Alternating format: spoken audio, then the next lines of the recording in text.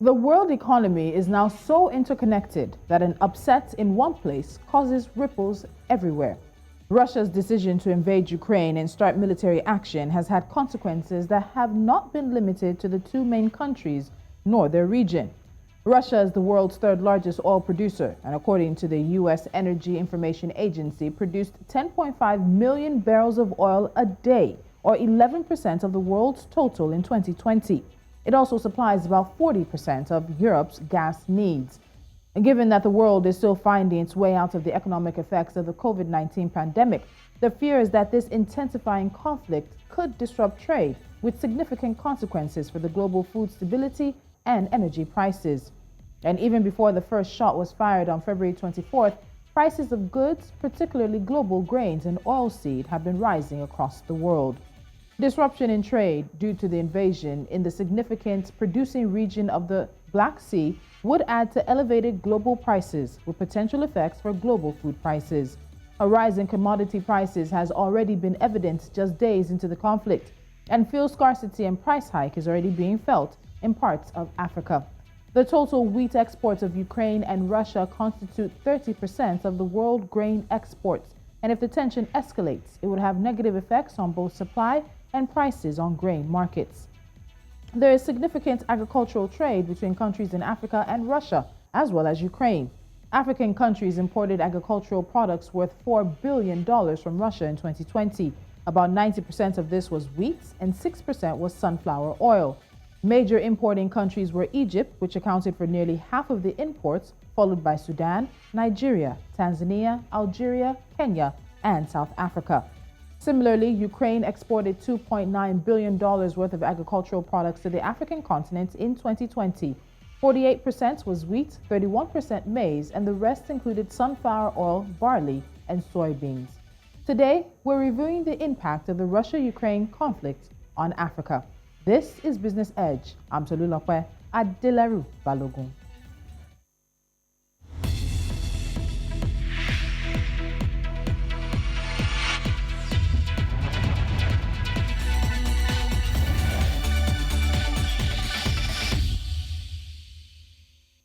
Now joining me from Nairobi, Kenya is Dr. N Iraki, economist and associate professor at the University of Nairobi, Faculty of Business and Management Sciences. Professor Iraki, good to see you again. Thank you so much for joining me on Business Edge. Good morning. How are you? I'm great. I guess it's good to hear you. So let's get straight into it. Let's start with oil prices, which we've been following very closely. Now, oil prices finished sharper higher on Monday with global benchmark Brent crude above $100 a barrel. And this comes after the West imposed more sanctions on Russia. This is the highest oil has gotten since 2014. So while we know talks have started, how high do you think oil prices can go? I think that's a good question because as a consumer of oil, I drive a car, I travel from point A to B. We use oil for other industrial products and services. I think it's a matter of concern. My guess would be the price would hit something like 120 the next 2-3 weeks. And then after that, there will be concerted effort to stabilize the price. But it could go higher than that depending on how the crisis in Russia is going to play out. So on the backside of that, do you think there's a potential, if this conflict lingers, to actually push the world into another global economic recession, even though we're coming out of one that was brought about by the COVID-19 pandemic? That's what worries me, because we thought that the world was recovering from a COVID-induced pandemic, out of mass vaccination, a lot of countries were coming back to normal. And then just when we thought we had stabilized, here comes the Ukrainian crisis.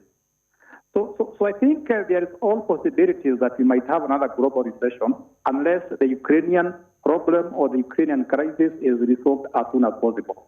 So we need to have the Ukrainians, we need to have Russians, and all the key players in that crisis sit together, resolve the problem so that the economy goes back to normality without a recession. This would be the worst time to have another recession after COVID-19 induced recession. Okay, so let's get to Africa now. So in 2020, African countries imported $4 billion worth of agricultural products from Russia while spending $2.9 billion on Ukrainian imports, and that's wheat, soybeans, maize, and the likes. How did both countries, that is Russia and Ukraine, become such critical import partners for the continent? The other day I went to a Kenyan supermarket and bought some cooking oil.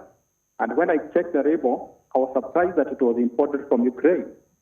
And the oil was made from sunflower, which incidentally also grows in Kenya.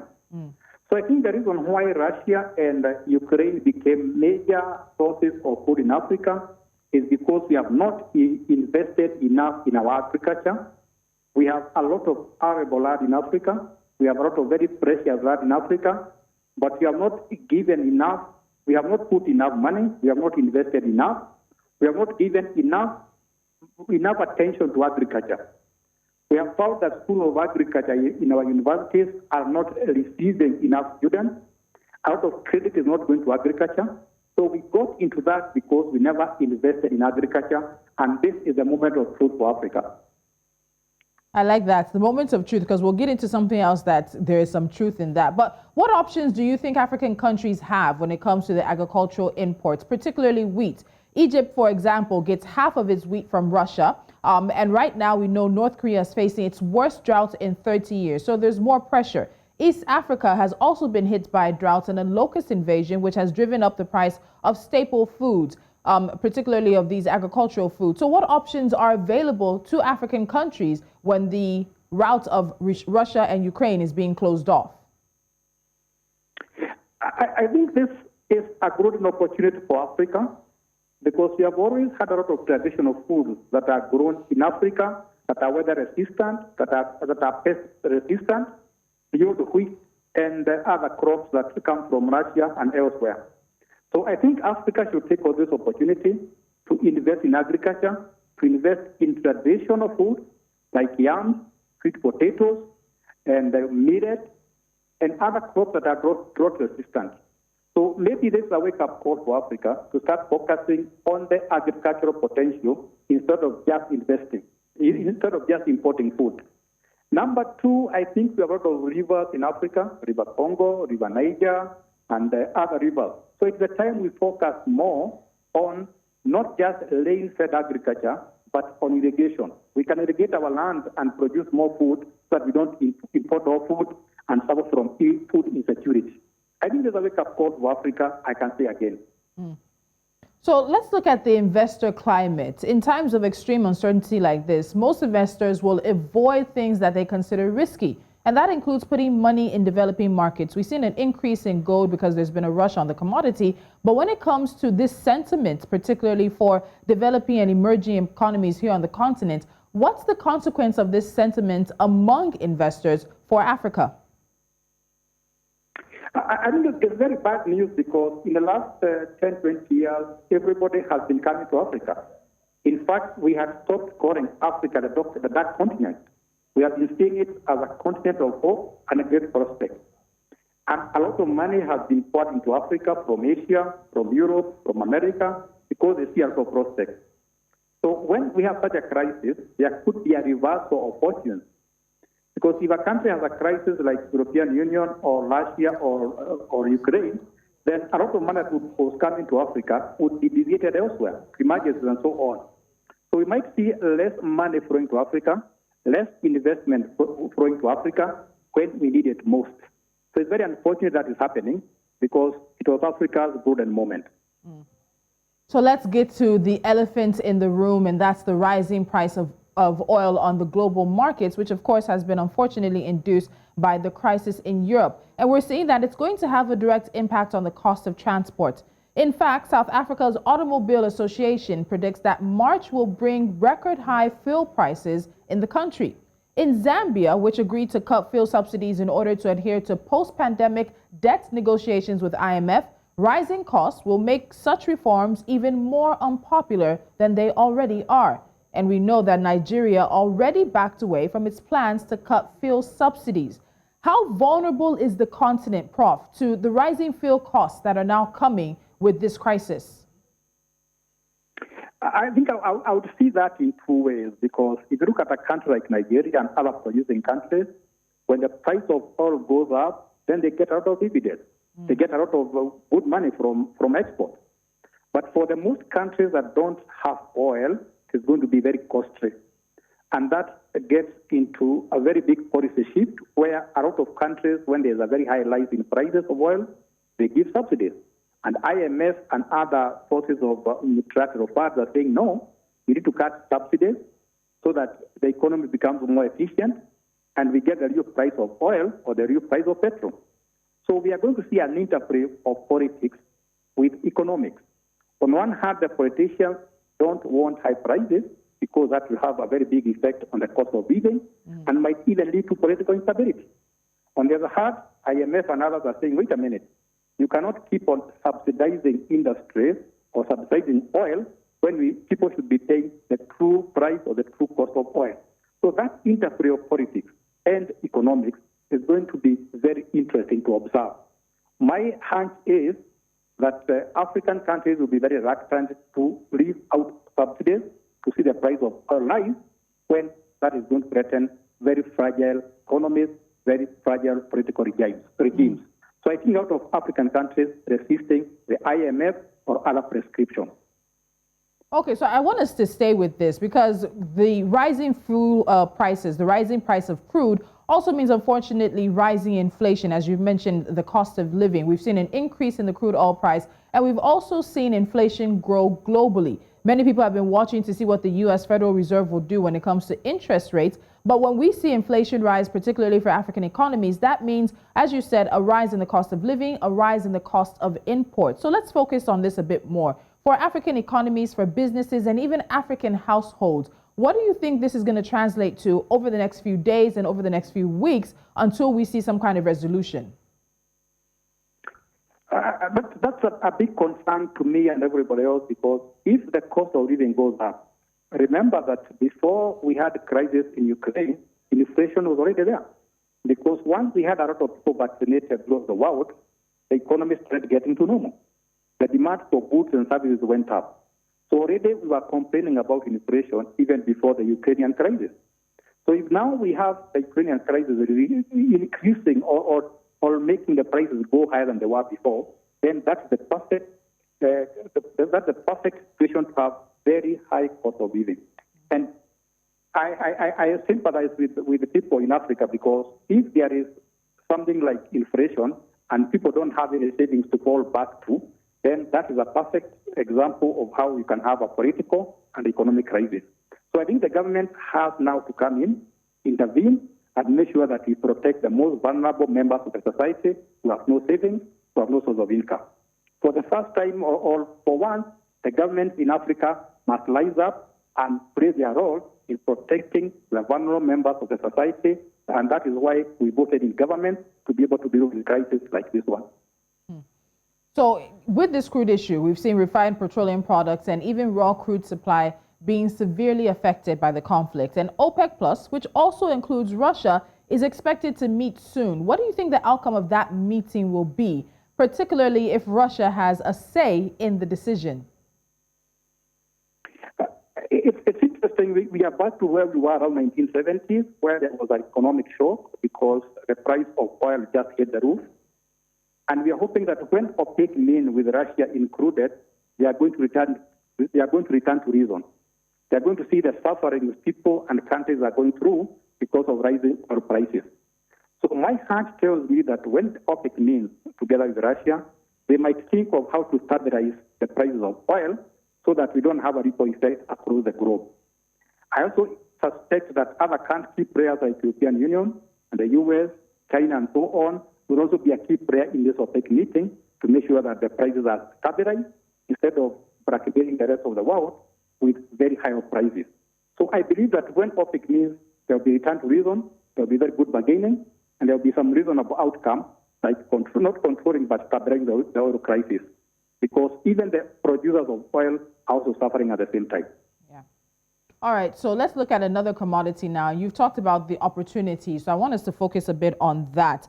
The conflict appears to also have intensified demands for natural gas, and a few countries are sensing some long-term opportunities for them in this particular arena. Specifically, Africa's natural gas could actually help Europe break its dependency on Russian energy. And as I said earlier, Russia supplies almost 40%, if not more, of Europe's gas needs. So who should be positioning themselves for opportunities down the line, opportunities that will come from long-term attempts to wean Europe off of Russia's gas?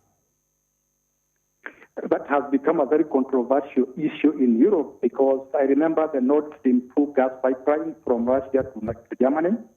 It has been on hold. Some pipelines pass from Ukraine to Southern Europe. Again, they are passing through the war zone. So we expect a disruption of gas supplies to Europe. And the question is, who is going to supply that gas? I think Africa has a golden opportunity to come and take care of that market, but I believe that the Middle East is also there. There's a lot of gas in places like Mozambique and a few other countries, and they can come in, supply that market, and make their money. It's fortunate that some people suffering, other people gain. But that's the reality on the ground. But African countries that produce gas can now make some windfall from that money or from that particular shortage. So when we're talking long term, because now we've seen that Europe has designated gas as a natural thing, and so they're looking to already identify and work with a number of people. But when it comes to that, when we say long term, when do you think this could be? Russia is in the middle of this right now. We're seeing how things are playing out. They're going to start looking to the continent to be another source, and also in a way putting us in the middle. So when we talk about long-term benefits or long-term ability to capitalize, unfortunately, on this crisis, what timeline do you think we're looking at? If you look at exploration and exploitation of gas and oil or gas oil products, it takes a lot of money, a lot of capital to invest in exploration and exploitation. So it's not something that you do overnight. It takes a very long time, takes a lot of money to dig into the wells, figure out where the wells are, where the gas is, pump it out, and transport it. So I'm thinking of a horizon of about 10 years before we fully develop the African gas fields and put them in a way that we can get the gas and pipe it. I'm not aware of, for example, gas pipelines that come from Africa to Europe, like the ones we have from Russia to Europe. I think the long term, that's what we expect, so that we can get African gas, African oil pumped where it is needed. But that needs a lot of money, needs a lot of investment.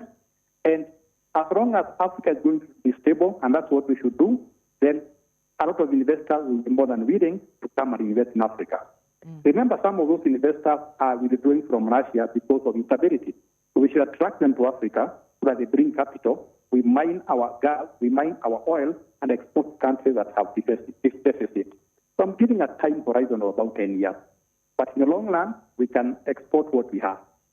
Okay. So let's look at this SWIFT issue as well. So we know that the European Union, the US, and its allies have now agreed to cut off a number of Russian banks from the main international payment system, and that's, of course, SWIFT. And a number of people have been hearing about it. Do you think there might be any unintended consequences for the continent in Russia being cut off from this international payment system? Yes, as I told you earlier, and you mentioned earlier, a lot of food is imported from Russia. A lot of food is imported from Ukraine. And I can suspect that a lot of that food or those other machineries that are imported from there are paid through the SWIFT system. So there's a lot of trade between Africa and Russia and Ukraine. So if you cut off the SWIFT system, you might find it difficult for Africans to trade with those countries, not just as nations, but also as individuals. So I think Africa will feel the effect because of that interconnectedness of the trading system that uses SWIFT between individuals, nations, and companies. So we are going to feel it.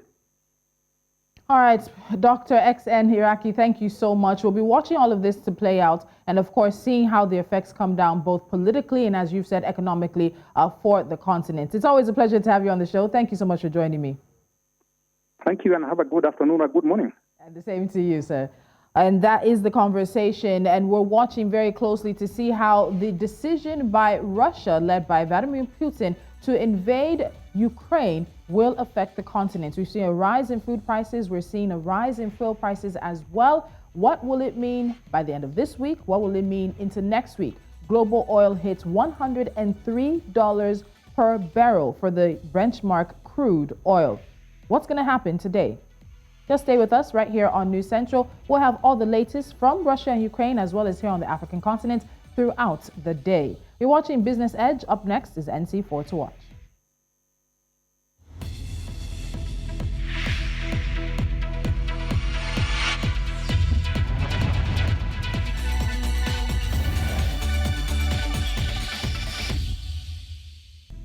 And as we look at ending this conversation today, here are a few stories we're keeping our eyes on. Safaricom is negotiating an infrastructure sharing deal with Ethiopian rival Ethio Telecom as it prepares to launch operations in the country over the next couple of months. Safaricom Ethiopia Chief Executive Anwar Sosa said they are currently working with Ethio Telco and the regulator Ethiopia Communication Authority to finalize details of the partnership. Global economists have marginally cut Kenya's growth outlook for 2022, largely on rising external debt costs and reduced investor confidence ahead of the August 9th general elections. Analysts at Barcelona-based Focus Economics said Kenya's reliance on foreign capital for infrastructure and a rise in external debt pose downside risk to the outlook. Mobile transactions in Nigeria have jumped by 4,009.58% to hit 8.07 trillion naira within a 5-year period as the number of telecommunication subscribers rises to over 195 million. According to mobile inter-scheme transaction data tracked on the NIBBS portal, mobile transactions increased from 196.29 billion in 2017 to 8.07 trillion by the end of 2021. And finally, the list of those cutting off ties or reviewing their operations is growing by the hour as foreign governments ratchet up sanctions against Russia, close airspace to its aircraft, and lock some banks out of the SWIFT money messaging system. Some companies have concluded that the risk, both reputational and financial, are too great to continue. BP, Shell, and Equinor ASA have ended relationships with partners in Russia.